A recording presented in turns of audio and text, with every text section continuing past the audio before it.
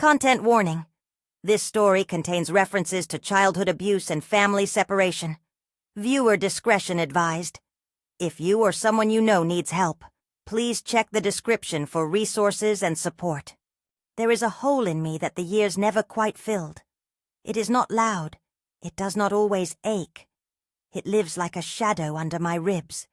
Every now and then I feel its shape, and for a second the world tilts as if I might fall through. My name is Teodora Falcone. I am in my 60s now, with a house full of ordinary noise.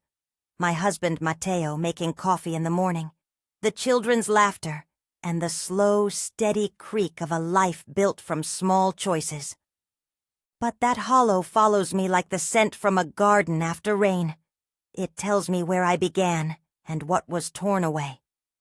I will tell you how they left me and why I spent years traveling between towns and memories to find the truth. I will tell you how a photograph kept me breathing for years and how a single scrap of paper became a map. Years later, I would learn that the truth was more tangled than the story I had held in my head as a child. But the day everything changed, when I was 11, begins with small, ordinary things. Soil under a fingernail, the warm bowl in Philomena's hands, the whistle of a kettle on Sunday mornings. If this touches you, if it settles in some quiet place you carry, please subscribe. I share stories like this not for pity, but so other people know they are not alone. When I close my eyes, I can still feel my father's hands. He worked with his hands. They smelled like earth and sun, and something sweeter. Tomato stems, basil, damp wood. His palms were large and patient. He would cup a small blossom and show me how to listen to what a plant needed. Water, space, light. He named every flower in our yard. He taught me the quiet way of looking after things until they thrived again. Philomena, my grandmother, kept the kitchen warm the way a church keeps a hymn. Steady, familiar, a place that opened even when everything else felt closed. There was a wooden table scarred with knife marks and a ceramic jar of spoons that shifted in the light. On Sundays, she rolled dough with a soft, steady rhythm and told us stories about our father, about the stubbornness of olive trees, about how love sometimes looked like a wounded animal that needed feeding and patience. Philomena's hands were flour-powdered, always ready to smooth out the world for us with a spoonful of sauce and a voice that could make trouble sound like an ordinary weather. We had a photograph that I could never explain to anyone without my throat tightening. It was taken under the cherry trees behind our house, in spring when the branches burst into pink. My father sat on the grass with me and my sister Paula on either side. Philomena stood behind us like a guardian, her apron tied, a faint smile in the corner of her mouth. The camera had captured us like a page from a book. My father's laughter caught mid-breath, the small dark of my childhood hair, Paula squinting against the light. I hid that photograph under my pillow for years. I would touch its edge when I needed to prove to myself that happiness had once been true. I was 11 the summer the world shifted. I was small, thin at the knees, with a curiosity that sometimes made adults uncomfortable because I asked questions they did not want to answer. Something happened, something I could not keep inside anymore. I told an adult what had happened to me. I said the words, trembling, and then waited, like a child waiting for thunder to stop. When the people who should have protected me realized what I had said, everything moved very fast and very quiet at the same time. My mother, Romina, packed our lives into suitcases. She did not tell my father, and she did not ask Philomena to come with us. I can still see the suitcase leaning against the wall, its zipper half open, the smell of her perfume mixing with the linen and the soft cotton of my pajama top. Paula clung to my sleeve. I remember the way the house felt around us, too large, suddenly hollow, as if the walls were holding their breath. My mother kissed my forehead without looking at me, and then left. They left the house at dusk. I remember the way the sky looked, the light falling like silk across the tiles. I remember the hum of the tires as the car pulled away, because the sound burned itself into me. Steady, gone. Philomena stood in the doorway with her hands clenched at her sides. My father moved slowly, like someone learning new words. He held my hand for a long time and did not say anything, until the car had already turned down the street. Then he whispered, "Take care." And that was all. I have told the truth plainly because it is mine. I reported what had happened. The people who should have protected me left. My mother took us and left with Orazio. She left Philomena behind. She left my father in a way that made him unravel. What followed was exile in a house that did not belong to us, but was made ours by force of habit. Orazio appeared quickly in our lives as an answer or a shadow. He offered steadiness with a softness that tried to make up for the brokenness he had stepped into. He watered the plants on the balcony. He laughed at our jokes. He did not replace my father. No one could. But he gave the kind of order that made paperwork and groceries and school schedules possible. Romina changed. The woman who had hummed lullabies and knelt to braid my hair now avoided photos, avoided mentioning the old village, avoided Philomena's name. She packed away the photograph under the cherry trees. She watched my fingers when I reached for a plate, as if taking part in a small kindness might remind her of something she had chosen to forget. She forbade me from speaking about the days before, from asking about Philomena, from leaving notes for my father. Sometimes she would look at me with a coldness that was either shame or fear. I could never tell which. My childhood felt edited. In the new house, names were soft-pedaled into new ones. Maps of our past were taken down and replaced by different routines. We ate in different rooms. The kitchen smelled lighter. There were newer curtains over the windows. The cherry tree photograph disappeared into a drawer. The small domestic details were the ones that eroded memory the most. The plates weren't ours anymore. The knives were sharper. The routes to school changed. The new life was designed to erase the old, and Romina seemed determined to make that erasure complete. But I am stubborn. Loss can make a person either small or precise. I chose the latter. Before they left, I had tucked a scrap of paper into the attic beam above my bed, a single line of an old address written in my father's slanted hand. I had stolen the paper from a stack my father kept in a tin. I pressed it into the wood and left it there as a promise, a small white flag. I would return. I would not let the past be swallowed. I carried that hidden address like a secret lantern. At home, Orazio tried to be kind. He would bring us canned peaches and tell stories of the sea, of work in the port. He was not a cruel man. He was a man who arrived into a house already bleeding, and he tried to stitch the edges together. But kindness without truth is a kind of salt. It stings and does not heal the wound. People ask me sometimes why I kept quiet for so long. I did not keep quiet because I wanted to forget. I kept quiet because survival in a house that had become a stranger's required small concessions. I learned to measure my questions and tuck my photographs carefully. I learned to make my meals the way my grandmother would have approved. I learned to fold the old customs into the new life in secret. I would hum Philomena's ballads under my breath as I set the table. By the time I was a teenager, I had a plan. I worked short jobs, saved coin in a jar under my mattress. I learned to read timetables and to read people. I watched the way my mother controlled the day, as if memory were a dangerous thing that could unspool everything. I kept the scrap of paper with the address folded into the heel of my shoe until it softened and took the shape of my foot. I grew tall enough to reach the top shelf of the closet where Romina stored the winter blankets. I used that reaching as practice. One night when I was 17, I took Philomena's old apron down from its hook and wrapped it around my waist. I carried the apron in secret like a talisman because it smelled like dough and Sunday, and a woman who kept the world organized with a spoon. I would rehearse in the mirror what I would say should I ever stand on my father's doorstep. I am Teodora. Do you remember me? I would breathe, and then practice a smile that would tell him I had been brave. My first real attempt to leave, to go back to that address in the attic, came when I was 19. I remember the morning as if it were a photograph. The sky, the color of old paper, the coolness slicing under my collar, the jar of coins clinking like a little bell in my bag. I had saved enough. I had learned the trains, the curves of the schedule, the names of the towns wet with sea salt on the map. I had rehearsed every possible answer to whatever I might find. I took the early train because I wanted time to think, to turn back if the weight of leaving pressed too hard against my chest. The carriage was thin with sun.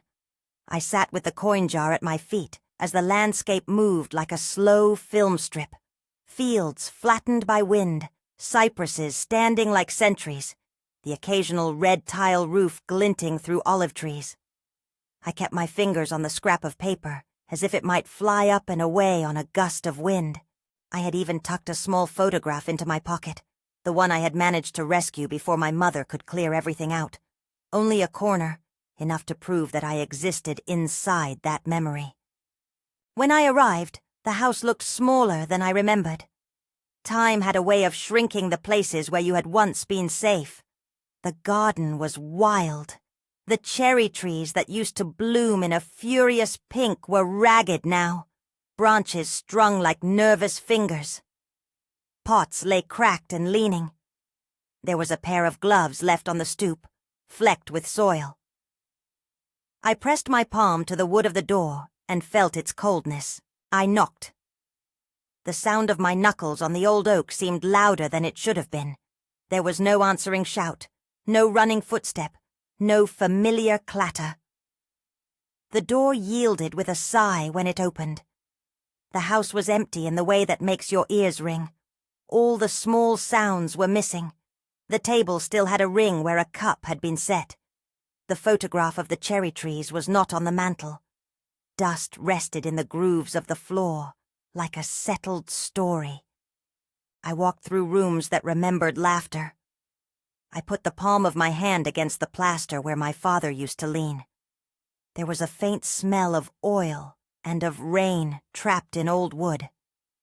On the windowsill, a small pot of basil had been left half dead, its leaves brown at the edges. In a corner, leaning against a wall, I found an old straw hat. My father's hat. It was the only thing left that smelled of him. Sun. Tomato stems. I closed my eyes and leaned my forehead against it. No one had written to say where they had gone. There were no letters, no notes. The tin where he had kept the address that I had stolen was not there. There was only an absence that filled the rooms like winter air. A neighbor, an old woman who was watering plants on the lane, saw me and wiped her hands on her apron before she approached. She asked my name, and then asked me when I'd left. Her eyes narrowed with the small, careful curiosity of someone who has watched a house age. "They moved," she said. "Some years ago. The man, he was gone for a time. Came back, never the same. He would talk to the air sometimes. Then he packed and left. I think he went looking for them. I saw him asking around at the piazza. He had a wild look." She paused, then whispered something that hit me like a slap. "He talked about a daughter. He called your name, child. He asked after you." My heart felt like a stone being dropped into the deepest well. We are taught as children that answers will make us safe. The neighbor's words were both an answer and a new kind of torment. He had not abandoned us in the way we had been told. He had wandered. He had searched. He had been lost, and I had not found him in time. When I left that house, it was with a new ache, sharp, naming, precise, and with a promise that burned bright as any small star. I would not let this be an ending. I would learn all the roads, collect every scrap of paper, ask every neighbor, follow every name whispered in market stalls. I would gather the truth like pieces of broken pottery and put them together until the picture of my father was whole again. On the train back, I folded the scrap of paper carefully and pressed it into my shoe. I was trembling, not only from the cold, but from the realization that love can be both a shelter and a wound. The photograph I had tucked into my pocket warmed against my thigh like a small ember. I returned home and kept living in the house that was not mine by birth, but had become my shelter by necessity.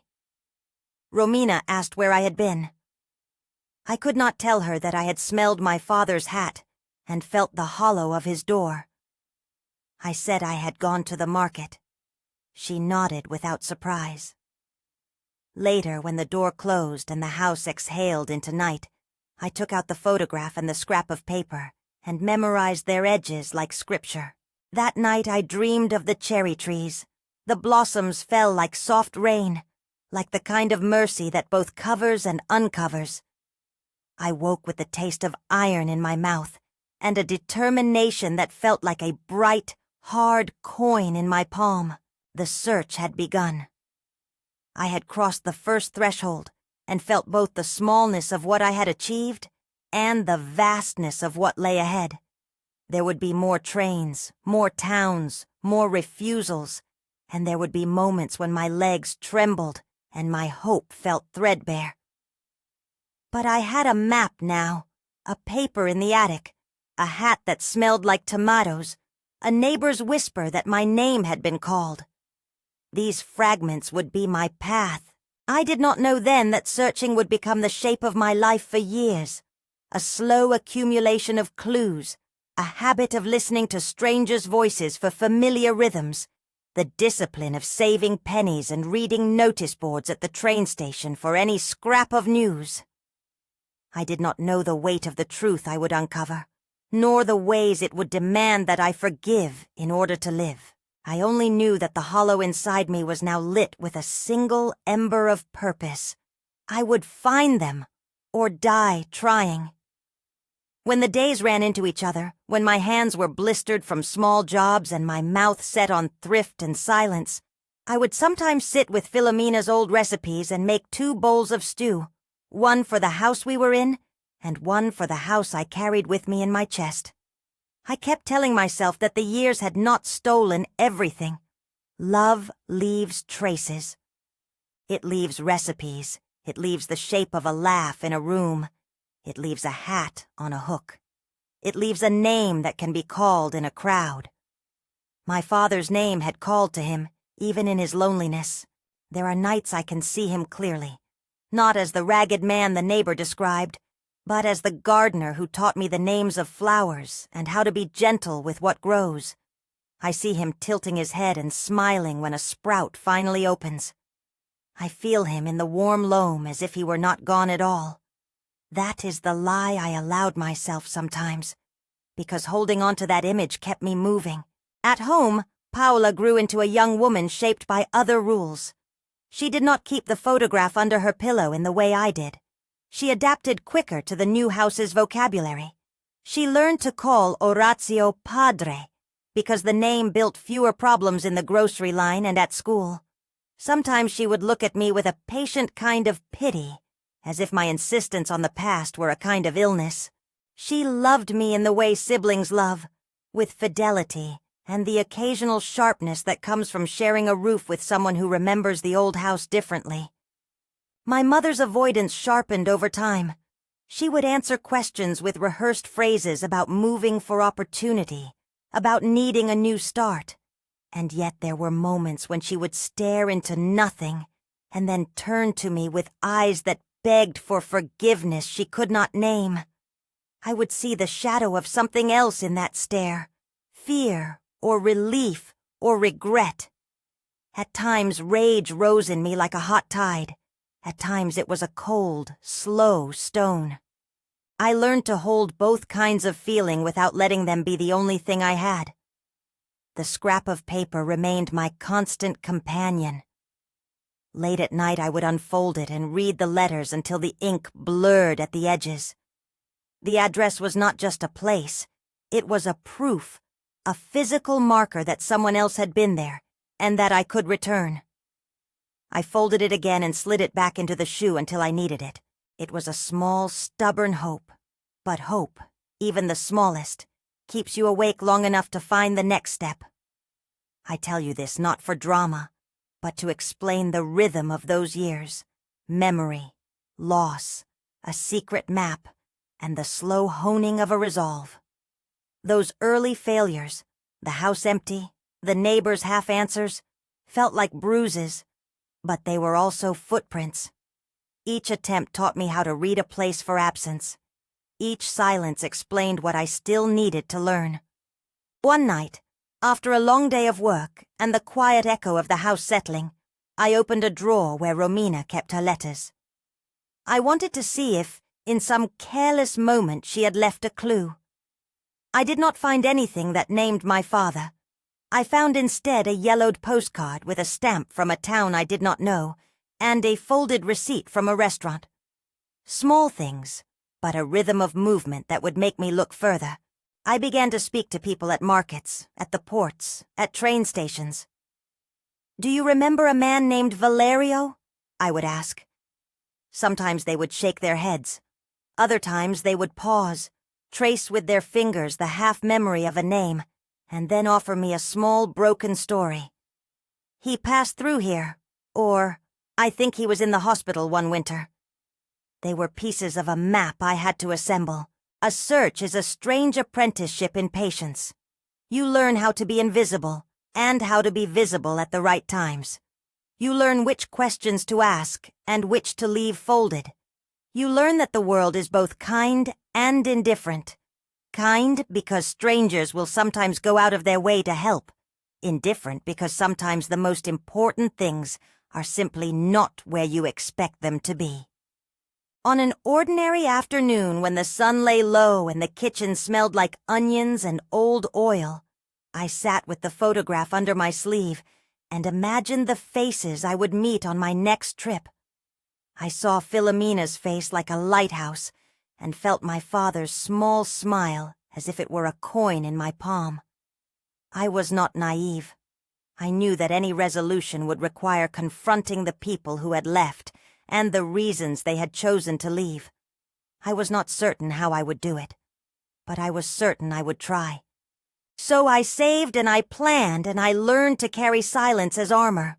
The road ahead was long. The map in my shoe was small. But sometimes the smallest maps are all you need to find a path home. The map in my shoe carried me through years that felt like a slow, deliberate untying. Each trip I took was a knot I loosened, a morning ticket bought with coins saved from shifts at cafes, a conversation coaxed out of a grocer who remembered a face, a name teased from the edge of someone's memory, and then followed until it became a road. The search was not a single dramatic discovery. It was 1,000 small acts of insistence. It was asking one more time, showing one more photograph, waiting on a bench under the sun for someone who might remember. Sometimes I moved like a ghost, sliding into markets and train stations without telling anyone where I'd been. Other times I spoke loudly, because loudness cleared away polite lies and produced truth. I learned that people respond to names. I would say, "Do you know a man named Valerio?" and watch them warm to the rhythm of a story, as if the name unlocked a cupboard in their memory. Some would offer nothing. Some would tell me where someone had once lodged, or that someone with a gardener's hands had been in the hospital, or that he had been asking about a daughter. There were evenings when I came home with nothing but the ache of having tried. I would sit at the window and press my fingers to the scrap of paper, as if that little rectangle of ink still contained the map's pull. Matteo, years later my husband, but at that time a friendly face who would pass me a cup of coffee and ask about my shift, used to watch me pack and unpack dreams like clothes. He could see the pattern forming in my life, and, in those early years, offered a steady presence that felt like a small, solid thing amid the restlessness.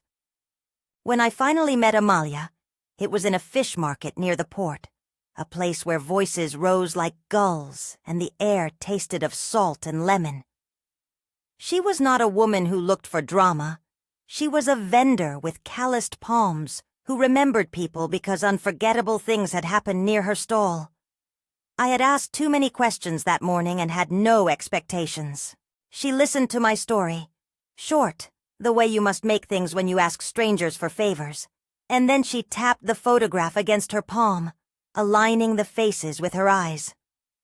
"You have his eyes," she said. "I knew a man with that look. He used to come here 2-3 times a week. He bought tomatoes for a sandwich, nothing fancy.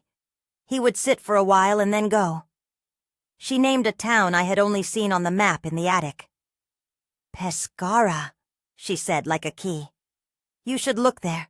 There's an old woman who keeps the lamplight on for people who leave. She might know." Pescara was not miraculous. It was simply a place that had the honesty of a port. People came and people left, who you were often depended on the hour. But Pescara had one thing that felt like a rope thrown toward me. Filomena's name. Amalia described the woman as someone who kept jars of preserves by the window, and who, for reasons she never explained, watched the street as if she expected someone to return. The word return lodged in me like a small stone. I arranged the trip for the next week. I had saved for it with the same stubborn regard I had given every previous attempt. It was not wealth I used, but the economy of insistence. I packed a small bag with the photograph folded in two, the scrap of paper pressed flat, and a thread of hope that had hardened into a resolve. On the train, the landscape blurred, and I told myself stories about how it would be to open Filomena's door and find the kitchen exactly as it had been, a pot boiling, and the wooden table a familiar friend. Children tell themselves simple endings because endings are a kind of safety. I was older now, and I still loved a tidy conclusion. Filomena's house was on a narrow lane that smelled of diesel and lemon oil, the kind of street that remembers the passage of generations by the state of its doorways. The door had no knocker, just a brass plate, polished smooth by hands. I knocked, and then, almost immediately, the door opened into a face more determined than I had imagined. Filomena's face was both smaller and larger than the photograph, as if the years had compressed features into something more essential. Her hair was white and pulled back. Her eyes were clear, a deeper blue than I had expected. She looked at the photograph and at me, and for the first time in a long time, I felt my hands go suddenly cold. "Valerio?" she asked, and the name slid through the room like a chant. I said yes. She wrapped her arms around me with a strength that removed the distance between our losses, like a second skin that fit exactly. She smelled of basil and soap. Her hands smelled like the kitchen she had kept warm for years. We sat at her table, and she poured tea into chipped cups, as if the ritual could steady both of us. Her apartment was a museum of small salvations, jars of preserves, a stack of newspapers tied with string, photographs on the mantel. She had not left. She explained with a voice that could both smooth and cut that she had waited, had watched the street for them, had written letters that came back stamped and returned. Filomena's hands trembled as she unfolded a bundle of letters she had kept hidden in the hollow of her cupboard under a moth-eaten scarf. "I thought you were dead," she said simply. "I thought the world had taken them away." She had kept the letters like secrets she would not offer, because secrets also protect the holder. Her stubbornness mirrored mine, only softened by age. She had been a watchtower as one can be when you have no other weapons. Filomena told me how my father had not understood what left him, how he had come back to find the house hollow, how he had asked about us at the piazza and in the bars, how he had waited for news and then gone out looking for it himself. She told me he had been frail sometimes, that he had sat on the bench by the market and spoken to pigeons like they were friends. She brought out a packet of letters tied with a faded ribbon. "He wrote to me sometimes," she said, handing me a page that trembled with handwriting. "He wrote like he was in pieces. He wrote your name." I read the letters until the ink blurred and the words became a light I could no longer place inside my body and not feel the heat of them. He wrote of small things, the color of the tomatoes that season, the way the rain smelled like metal, and he wrote with a tenderness that cleaved my heart open. He asked about how we were, if Philomena had the recipe for the sauce that had made us laugh in the kitchen. He always closed by saying he hoped we were well, that he dreamed of us under the cherry trees. Some letters had the thin scrawl of someone who had been up through nights trying to hold on to hope. One letter, the last, was written with a hand that shook and ran out of breath midway through a sentence. "If you find this," it said, "tell her I loved her." The pronoun swam in its ambiguity. One could read it so many ways, but the heart of it was a man saying what he had not been allowed to say enough. When I read those lines, a part of me both soared and dissolved. He had loved us enough to call to the void. Philomena's story stitched a picture that was, at once, both tender and brutal in its ordinariness. My father had not abandoned us because he wanted to. He had wandered. He had been betrayed in the ways people are betrayed. By absence, by the slow unraveling of a life when one partner steps away. He had searched to the very limit of his strength. When I asked if he had called my name in his last hours, Philomena nodded slowly. "Yes," she said. "He called you. He held on to the idea of you like one holds a last ember." The knowledge came like an ice in my chest, and then a heat that scalded. A life I had labored to piece together revealed that he had been looking for me until the end, that our absence had hollowed him. The grief that rose then was complicated. There was the usual loss of the dead, but threaded with a rage that had been waiting, at the unfairness of time, at the fact that my report had triggered their departure, and that in the space between silence and revelation, my father's life had emptied. We spent hours, days if I include the part of my mind that kept turning the moment over, sitting with tea and reading letters. Philomena had kept browned photographs, and together we compared faces, the way my father's mouth would curve when he was thinking, the way he squinted at a seedling as if it were a child learning its first steps. She told me about a winter when he collapsed in the market and had been carried home by neighbors. He did not tell anyone he had been to the hospital, she said. He would not let them see he was breaking. The image of a man breaking quietly into pieces matched what I had been told by the neighbor at the empty house. It made the story a quilt of small, telling fragments. When I left Philomena's house, I felt both fuller and more hollowed out than before.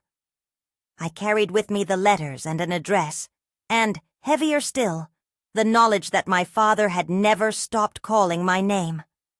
The map in my shoe had finally led me not to a living reunion, but to a truth that was both consolation and condemnation. The confrontation with Romina was not a scene from a play where I arrived with proof, and she crumbled immediately. Real life rarely satisfies the neatness of theater. It was instead the accumulation of small certainties, letters, names, a hat smelling of soil, that forced a reckoning. I traveled back with the packet of letters pressed into my bag like contraband. Walking up the lane toward our old apartment, a place that felt both like a borrowed costume and a home I had never stopped loving, I rehearsed what I would say. I had lines, questions, a plan of attack that was really a plan of pleading. When I opened the door, Romina was at the sink with her back to me. Light pooled on the counter. She turned, and for a moment I saw a woman constrained by the weight of a life she had chosen, and the choices that had chosen her in return. I placed the letters on the table between us like laying down an explanation that could not be denied. She looked at the paper as if it might bite. The room was small and full of things that had been bought to make a life look ordered. a clock that ticked the day into pieces, an immaculate tea towel, a calendar with dates crossed out in precise pen strokes. "When I was a child," I said, choosing a way through that felt less like accusation and more like a plea for the truth, "I reported something. You left. My father, he searched. He asked about me. He died calling my name. These are his letters." Romina's face changed like weather. For a moment she folded in on herself, and then the years opened in the lines around her eyes. She told me a story that until then I had only imagined in fragments. The panic she had felt when word of my report had spread.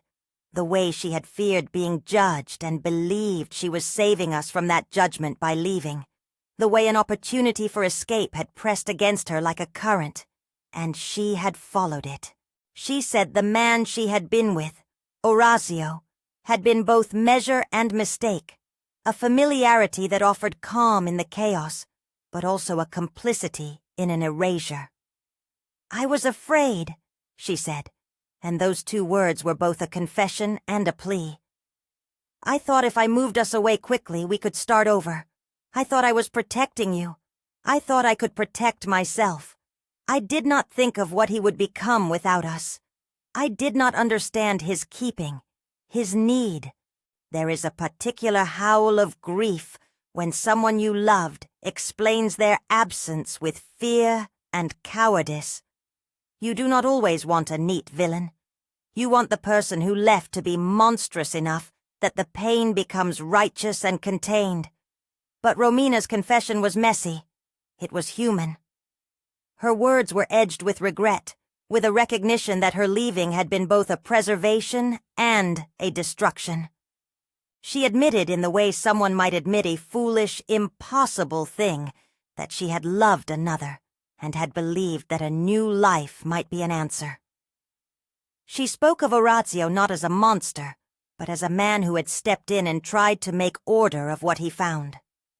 He had not created the original wound, but he had in many ways solidified it by agreeing to silence and by moving into our lives without acknowledging what had been lost.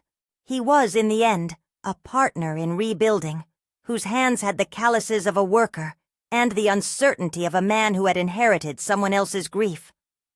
I asked her then, low and precise, whether she had known the effect their leaving would have on Valerio, whether she had imagined his face the way she had imagined the future. She lowered her gaze and said, "No, I thought he would be angry, and then move on. I did not think—" Her hands began to shake as if the sentence itself hurt. I did not realize the depth of his waiting. That admission, that she had not understood, was both a mercy and a fury. Mercy because it meant she was not a monster in the theater sense. Fury because to not understand is often to choose not to see. In the end, her breakdown was not theatrical. It was fatally human. She knelt, perhaps more for herself than for me, and her shoulders shook. I watched the woman who had once tucked my hair behind my ear become a version of herself that could barely hold the enormity of her choices. There was no satisfying retaliation. There was only the recognition that what she had done had consequences that she had not reckoned with. Orazio, when he came into the room later, drawn by the sound of voices, looked smaller than his imposing presence in memory. He had, as the years had worn him, softened in certain ways that did not erase the wrong. He spoke haltingly about his attempts to be a father figure, about the weight of being partly welcomed and partly resented. He said he had tried to protect us from exposure, from gossip, from the consequences he imagined would come from our staying. His words were not absolutions. They were explanations. He seemed to carry a humility I had not given him credit for. Perhaps that was my own invention of comfort. He apologized clumsily, as people do when they have to apologize for things they never intended to do, but did regardless. Confrontation is a cleansing and a tearing at once. I did not feel vindicated when truths came to light. I felt bereft. bereft for the years my father had spent remembering us, and for the time he had been left to wander. I felt anger flare and then cool into a gray acceptance that there was no returning the past. The letters lay between us like a truth tribunal.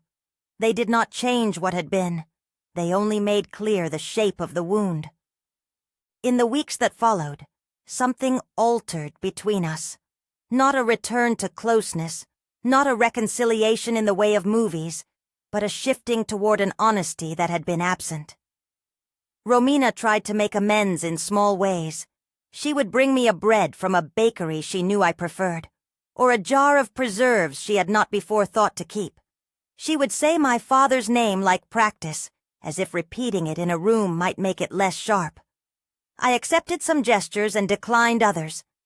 Forgiveness is an uneven road. It is not a single act, but a series of choices that sometimes feel like surrender and sometimes like liberation. I made a choice too, in the months and years that followed.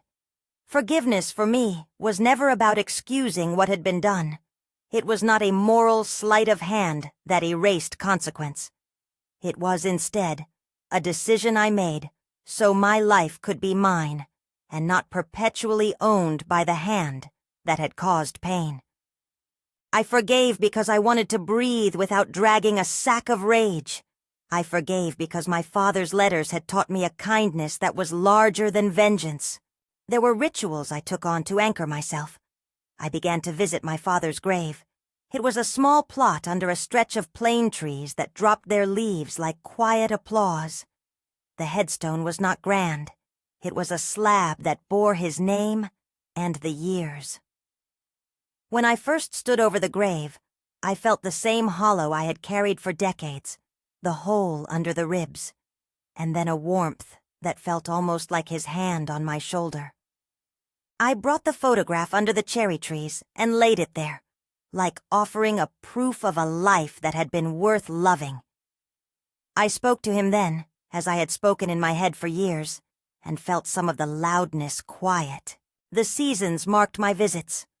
In spring I would bring branches cut from the blooming trees and lay them like flags on the grass.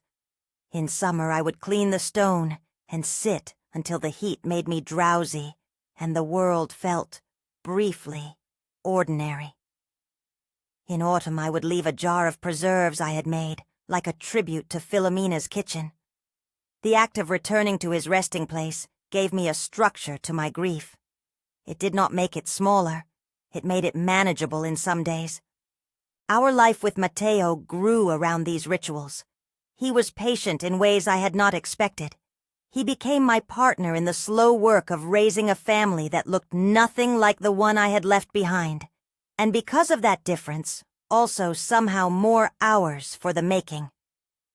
We had children, Marco, Giulia, Alessandro, and in their birth I found new avenues for the love I had not been able to give as a child. Their smallness taught me gentleness. Their questions taught me honesty. There were nights when I would fold them into my arms and feel both the legacy of my father's love and the sharpness of the missing years combine into something that made me fierce for their safety. Sometimes the past would make its way into the present in ways that still startled me. A child's hand in mine would remind me of my own smallness. A pot of sauce would send me into memories of Philomena's kitchen. But these echoes did not paralyze me. They seeded the way I chose to raise my own family, open, attentive, unwilling to erase the small things that make a childhood whole.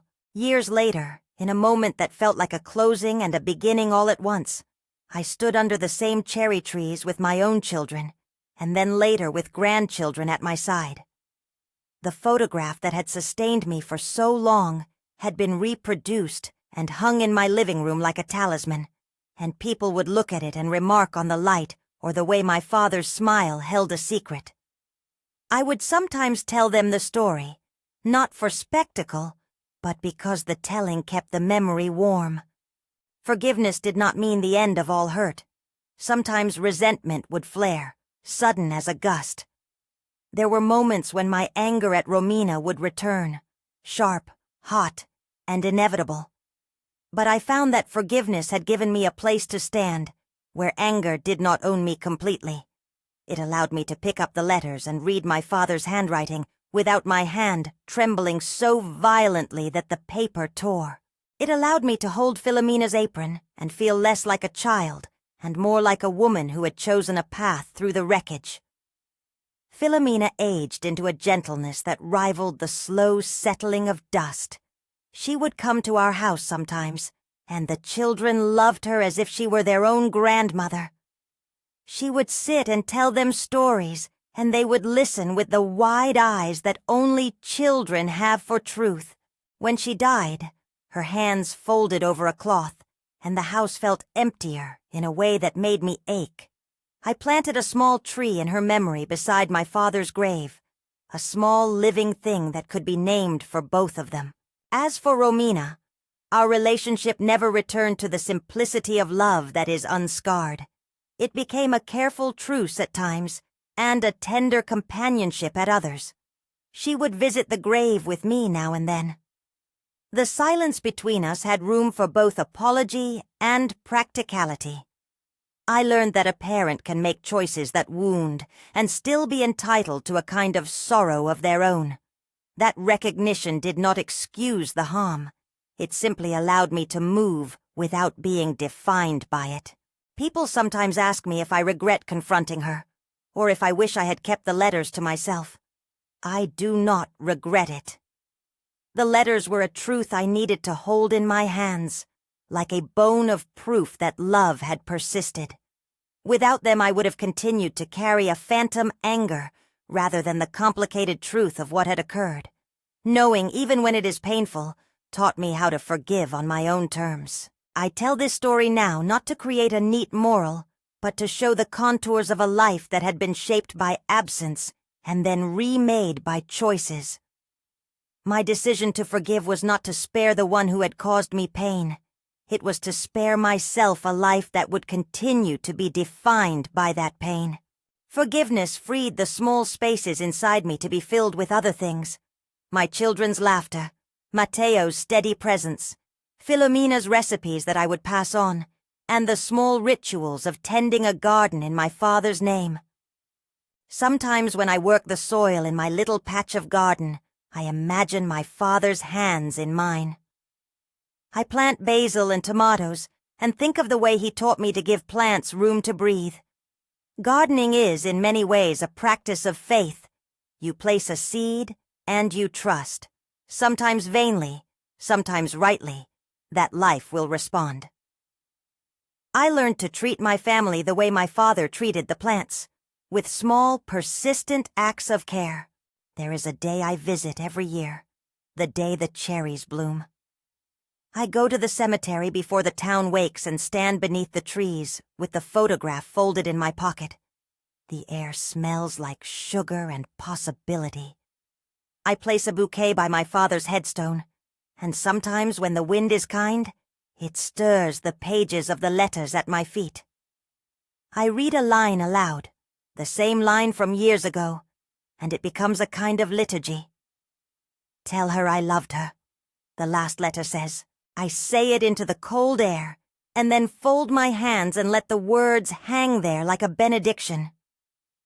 When I think of the girl I was at 11, I feel a tenderness that makes me both ache and laugh. She was small and furious and brave. She had the stubbornness that makes someone follow ghosts until they become people again. I owe her many things: the act of remembering, the refusal to accept erasure, the willingness to demand answers. I also owe her the gift I give now, a life that is not entirely shaped by the wrongs done to her. There are days I still search, not for old answers but for small continuations, new recipes to try, a neighbor's laughter that reminds me of Philomena, a place where my grandchildren can run under trees and not be counted by absence. My work is now a mixture of ordinary motherhood and the slow, deliberate tending of memory. I teach my children to name things, to be careful with words, to be generous with small acts of care. In teaching them, I feel the echo of my father's instruction. Tend what you love, and do not hurry the process. If you asked me whether justice was ever served, I would have to say the measure of that word is complicated. There was no courtroom to declare a verdict, no grand exposition of guilt. The truth we found was smaller, slower, and sometimes more painful. It was letters and neighbors' testimony, and the quietness of an empty house. But it was truth, and truth became for me a kind of justice, a recognition that my father had not abandoned us by choice, that he had loved us until the end, that his confusion and sorrow had been real. That recognition allowed me to grieve him properly, to bring him flowers and to say his name without my voice cracking. To anyone listening who carries a similar hole, who remembers a photograph under a pillow or a scrap of paper tucked in a shoe, I say this: do not be ashamed of your searching. It is not a vanity to want to know the shape of the life that formed you. It is not petty to demand of people the truth of why they left. But also, understand that the road to knowing is often uneven, and that truth does not always come wrapped in vindication. Sometimes it comes with a bitter sweetness that needs to be tasted slowly. If you are a survivor, I urge you to find someone, a trusted friend, a counselor, a community, who will help you place your pieces without asking you to justify your pain. If you feel stuck, small things can be the beginning of reclaiming. A photograph, a letter, a visit to a grave. These are not proofs alone. They are anchors that hold memory in your hands so you can look at it straight on. There is one more practical thing I want to leave you with. When I tell this story, I add, in the description, a short list of resources, hotlines, organizations that support survivors of childhood trauma, and local counseling groups. If this story has touched you, please consider looking at those links. I have found that having a point of contact can change the shape of your night. If you know someone who needs to hear they are not alone, share this video. If this story matters to you, subscribe. It helps me continue to share these stories and to keep company with others who walk a similar road. The photograph under the cherry trees is my proof that happiness can exist and that it can be reclaimed, however late. It is not a talisman that erases loss. It is a witness to what was worth loving. I keep it because memory, like a garden, needs tending.